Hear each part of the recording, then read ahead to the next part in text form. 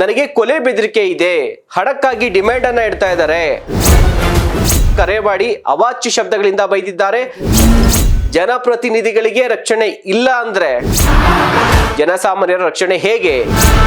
ನಮಸ್ಕಾರ, ನೀವು ನೋಡ್ತಾ ಇದ್ದೀರಾ ನ್ಯಾಷನಲ್ ಟಿವಿ ಪೊಲಿಟಿಕಲ್ ಸ್ಪೆಷಲ್ಗೆ ಸ್ವಾಗತ. ನಾನು ಶಿವಪ್ರಸಾದ್ ಮಾಗಡಿ. ಜನಸಾಮಾನ್ಯರಿಗೆ ಏನಾದರೂ ತೊಂದರೆಗಳಾದಂಥ ಸಂದರ್ಭದಲ್ಲಿ ಯಾರೋ ನನಗೆ ಕಿರುಕುಳ ಕೊಡ್ತಾ ಇದ್ದಾನೆ, ಯಾರೋ ನನಗೆ ಕೊಲೆ ಬೆದರಿಕೆ ಹಾಕಿದ್ದಾನೆ, ನನಗೆ ಹಣಕ್ಕೆ ಬೇಡಿಕೆಯನ್ನು ಇಟ್ಟಿದ್ದಾನೆ, ನನ್ನ ಜೀವಕ್ಕೆ ಅಪಾಯ ಇದೆ ಅನ್ನುವಂತಹ ದೂರುಗಳನ್ನು ಜನಸಾಮಾನ್ಯರು ಪೊಲೀಸ್ ಇಲಾಖೆಗೆ ತಿಳಿಸ್ತಾರೆ. ಅದಾದ ಬಳಿಕ ತಿಳಿಸುವಂಥದ್ದು ಅಂತಂದರೆ ಸ್ಥಳೀಯ ಶಾಸಕರಿಗೆ ತಿಳಿಸ್ತಾರೆ. ಜನಪ್ರತಿನಿಧಿಗಳಾದಂಥವರು ಜನರಿಗೆ ರಕ್ಷಣೆಯನ್ನು ಕೊಡಲಿ, ಪೊಲೀಸರಿಗೂ ರಕ್ಷಣೆಯನ್ನು ಕೊಡಲಿ ಎನ್ನುವಂಥ ಕಾರಣಕ್ಕೆ.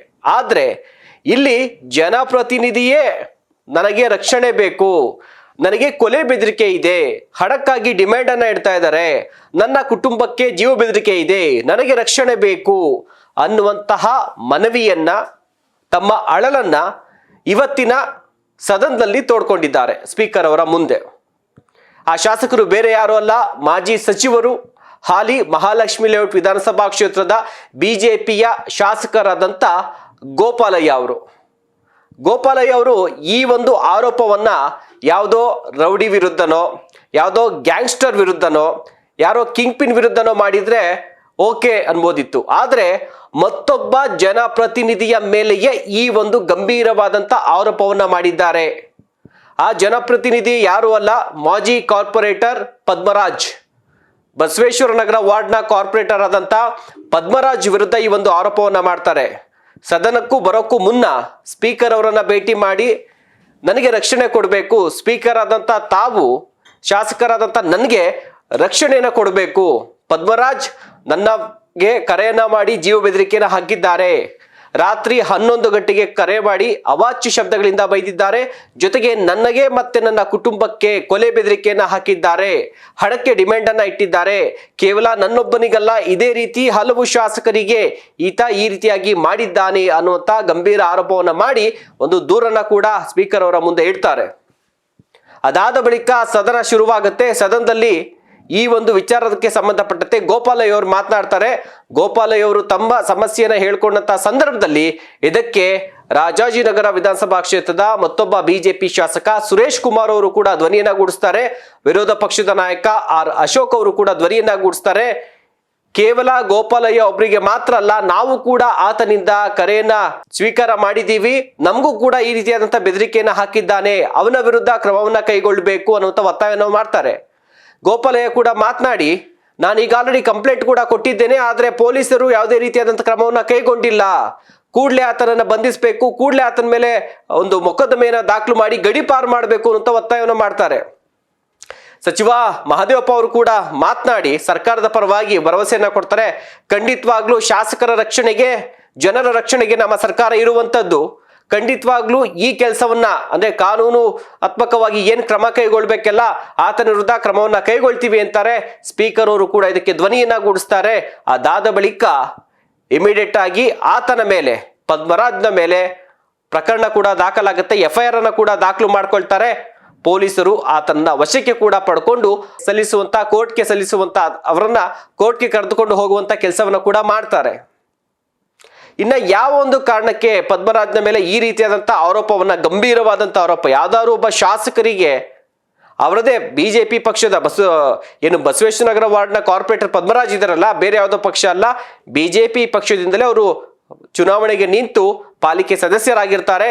ಈ ಬಾರಿ ನಡೆದಂಥ ಚುನಾವಣೆಯಲ್ಲಿ ಪುಟ್ಟಣ್ಣ ಅವರು ಕಾಂಗ್ರೆಸ್ನಿಂದ ರಾಜಾಜಿನಗರ ವಿಧಾನಸಭಾ ಕ್ಷೇತ್ರದಲ್ಲಿ ಸ್ಪರ್ಧೆಯನ್ನು ಮಾಡ್ತಾರೆ. ಆಗ ಬಿಜೆಪಿ ಕಾರ್ಪೊರೇಟರ್ ಆದಂಥ, ಅಂದ್ರೆ ಮಾಜಿ ಕಾರ್ಪೊರೇಟರ್ ಆಗಿದ್ದಂಥ ಪದ್ಮರಾಜ್ ಅವರು ಇವರಿಗೆ ಸಪೋರ್ಟ್ ಅನ್ನ ಮಾಡ್ತಾರೆ ಅನ್ನುವಂಥದ್ದು ಒಂದ್ ಕಡೆ ವಿಚಾರ. ಅದಾದ ಬಳಿಕ ಈ ಒಂದು ಪದ್ಮರಾಜ್ ಒಂದಷ್ಟು ಕ್ಲಬ್ಗಳನ್ನ ನಡೆಸ್ತಾರೆ. ಬಸವೇಶ್ವರ ನಗರ, ರಾಜಾಜಿನಗರ ಸೇರಿದಂತೆ ಬೆಂಗಳೂರಿನ ಹಲವು ಕಡೆಗಳಲ್ಲಿ ಕ್ಲಬ್ಗಳನ್ನ ನಡೆಸ್ತಾರೆ. ಇದಕ್ಕೆ ನಾವ್ಯಾರು ಕೂಡ ಅಬ್ಜೆಕ್ಷನ್ ಮಾಡೋ ಹಾಗಿಲ್ಲ. ಕ್ಲಬ್ಗಳನ್ನ ನಡೆಸ್ತಾರೆ, ಜೊತೆಗೆ ಶಾಸಕರಿಗೆ ಹಣಕ್ಕೆ ಡಿಮ್ಯಾಂಡ್ ಅನ್ನ ಇಡ್ತಾರೆ.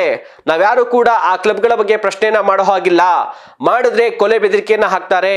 ನೆನ್ನೆ ರಾತ್ರಿ 11 ಗಂಟೆಗೆ ಕಂಠಪೂರ್ತಿ ಕುಡಿದಂತ ಪದ್ಮರಾಜ್ ನನಗೆ ಕರೆಯನ್ನ ಮಾಡಿ ಜೀವ ಬೆದರಿಕೆಯನ್ನ ಹಾಕಿದ್ದಾರೆ. ಅವ್ರ ಕಡೆ ಬಹಳಷ್ಟು ಜನ ಹುಡುಗರುಗಳಿದ್ದಾರೆ, ಏನ್ ಬೇಕಾದ್ರೂ ಕೂಡ ಅವ್ರು ಮಾಡೋದಕ್ಕೆ ಏಸೋದಿಲ್ಲ, ನನ್ನ ಕುಟುಂಬನ ಅವ್ರು ಫಾಲೋ ಮಾಡ್ತಾರೆ, ನನ್ನ ಕುಟುಂಬಕ್ಕೆ ನನಗೆ ಜೀವ ಬೆದರಿಕೆ ಇದೆ ಎನ್ನುವಂತ ಅಳಲನ್ನ ಶಾಸಕರೇ ತೋಡ್ಕೊಳ್ತಾ ಇದ್ದಾರೆ.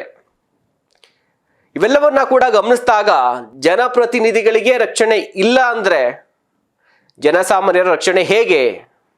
ಇದನ್ನೇ ನಾವು ಯಾರೋ ಮತ್ತೊಬ್ರು ಜನಸಾಮಾನ್ಯರು ಎತ್ತಿದ್ರೆ ಸರ್ಕಾರ ಇಷ್ಟು ಗಂಭೀರವಾಗಿ ಪರಿಗಣಿಸ್ತಾ ಇತ್ತು. ಅದೇ ಶಾಸಕರು ಒಬ್ರು ಈ ರೀತಿಯಾಗಿ ಆಗ್ತಿದೆ ಅನ್ನುವಂಥ ಸಂದರ್ಭದಲ್ಲಿ ಇಷ್ಟು ಬೇಗ ಕ್ವಿಕ್ ಆಗಿ ಸರ್ಕಾರ ರಿಯಾಕ್ಟ್ ಮಾಡಿರುವಂಥದ್ದು. ಸೊ ಹೀಗೆ ಆದ್ರೆ ಮುಂದೆ ಕಾನೂನು ಸುವ್ಯವಸ್ಥೆ ಹೇಗೆ? ಜನರಿಗೂ ಕೂಡ ಒಂದು ಅನುಮಾನ ಬರುತ್ತೆ, ಅಯ್ಯೋ ನಮ್ಮ ಶಾಸಕರಿಗೆ ರಕ್ಷಣೆ ಇಲ್ಲ, ಶಾಸಕರೇ ಸದನದಲ್ಲಿ ತಮ್ಮ ಅಳಲನ್ನು ತೋಡ್ಕೊಳ್ತಾ ಇದ್ದಾರೆ, ಇನ್ನು ನಮ್ಮ ಗತಿ ಏನು ಅನ್ನುವಂಥ ಪ್ರಶ್ನೆ ಕೂಡ ಬರ್ಬೋದು. ಹೀಗಾಗಿ ಯಾವುದೇ ಒಂದು ಪ್ರಭಾವಿ ವ್ಯಕ್ತಿಗಳಾಗಿರ್ಬೋದು, ನಮ್ಗೆ ಸಮಸ್ಯೆ ಆಗ್ತಿದೆ ಅಂತ ಬಂದಂಥ ಸಂದರ್ಭದಲ್ಲಿ ಪೊಲೀಸರು ಯಾರ ಪರ ಯಾರ ವಿರುದ್ಧವಾಗೂ ಮಾಡದೆ ತಮ್ಮ ಕೆಲಸವನ್ನ ತಾವು ಮಾಡಿದಂಥ ಸಂದರ್ಭದಲ್ಲಿ ಈ ರೀತಿಯಾದಂಥ ಘಟನೆಗಳು, ಶಾಸಕರಿಗೆ ಆದಂಥ ಘಟನೆಗಳಿದೆಯಲ್ಲ, ಇದು ಮುಂಬರುವಂಥ ದಿನಗಳಲ್ಲಿ ನಿಲ್ಲುತ್ತೆ. ಕೇವಲ ಶಾಸಕರ ದೃಷ್ಟಿಯಲ್ಲ, ಶಾಸಕರು ಅಂದ್ರೆ ಅವರು ಕೂಡ ನಮ್ಮಂತೆ ಮನುಷ್ಯರೇ, ಅವ್ರಿಗೂ ಕೂಡ ಜೀವ, ಅವ್ರಿಗೂ ಕೂಡ ಹೆಂಡತಿ ಮಕ್ಕಳು ಇವೆಲ್ಲವೂ ಕೂಡ ಇರುತ್ತೆ. ಜೀವ ಭಯ ಅನ್ನುವಂಥದ್ದು ಪ್ರತಿಯೊಬ್ಬರಿಗೂ ಕೂಡ ಇರುತ್ತೆ. ನಮ್ಮ ಮೇಲೆ ದಾಳಿ ಮಾಡಿದಾಗೂ ಜೀವ ಹೋಗುತ್ತೆ, ಶಾಸಕರ ಮೇಲೆ ದಾಳಿ ಮಾಡಿದಾಗೂ ಕೂಡ ಜೀವ ಹೋಗುತ್ತೆ. ಆದ್ರೆ ಇದರಿಂದ ಕೆಲವೊಂದಷ್ಟು ರಾಜಕೀಯ ಕಾರಣಗಳು ಇರಬಹುದು ಅನ್ನುವಂಥ ಚರ್ಚೆಗಳು ಕೂಡ ನಡೀತಾ ಇದೆ. ಸೊ ಪದ್ಮರಾಜ್ ಅವರು ಯಾವುದೇ ರೀತಿಯಾದಂಥ ಹೇಳಿಕೆಯನ್ನ ಕೊಡೋದಕ್ಕೆ ಆಸ್ಪದ ಆಗಿಲ್ಲ. ನೋಡೋಣ, ಅವ್ರ ಜಾಮೀನ್ ಮೇಲೆ ಹೊರಗಡೆ ಬರುವಂತ ಸಾಧ್ಯತೆ ಇರುತ್ತೆ.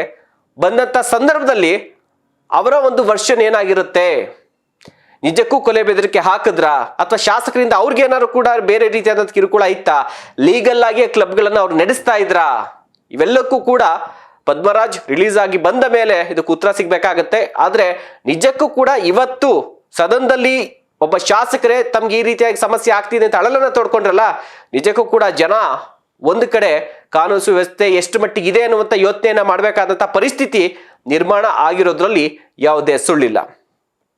ಈ ರೀತಿಯಾದಂಥ ಮತ್ತೊಂದಷ್ಟು ಸ್ಪೆಷಲ್ ಕಂಟೆಂಟ್ಗಾಗಿ ನೋಡ್ತಾ ಇರಿ ನ್ಯಾಷನಲ್ ಟಿವಿ. ನಮಸ್ಕಾರ.